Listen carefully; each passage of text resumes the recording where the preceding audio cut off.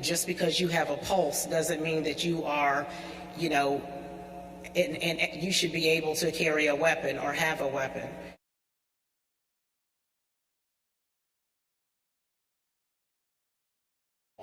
We have to rely on the United States government to do their part, because the laws do need to be enforced that are on the books.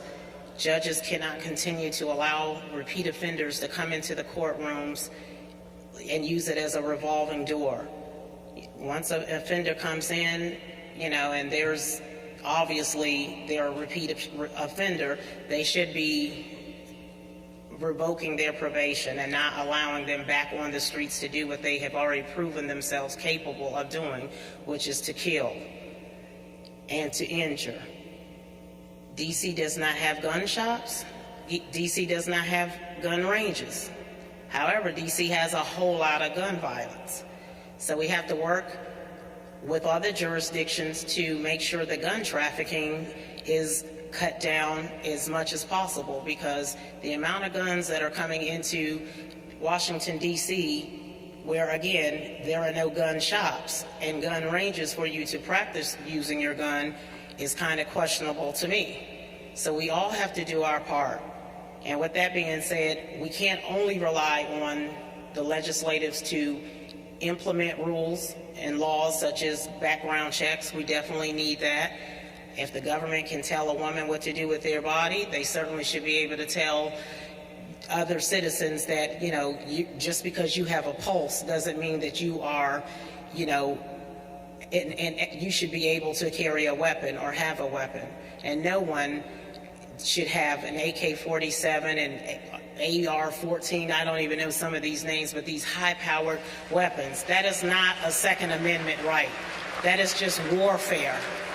And like I said, I didn't sign up, you know, being here. I travel out of the country a lot, and I never fear being in a third world country, but I fear being right here in my own city.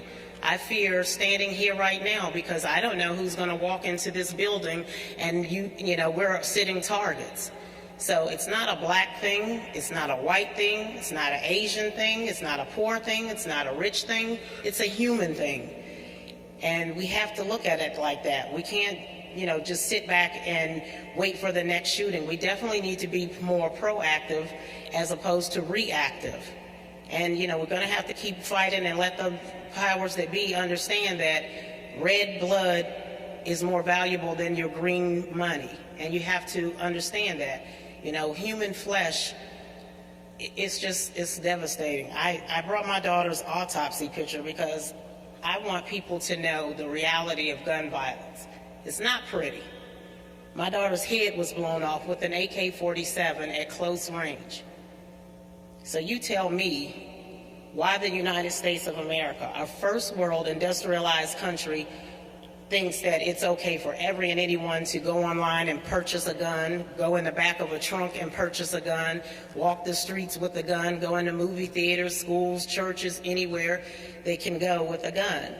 Drinking and alcohol doesn't mix. Some people can't even handle a weapon. So we have to do our part, not only, like I said, from the government standpoint, we also have to look at what we're doing in our homes. The government can only do so much with the laws. That's what we're going to hold them accountable for. We can't expect the government to raise our children. So it's time for parents to stand up and start parenting the children that you've brought into this society. We can't, you know, continue to let the TVs and reality shows and rap videos and all this other stuff that's glorifying violence against women, violence against other human beings to raise our children.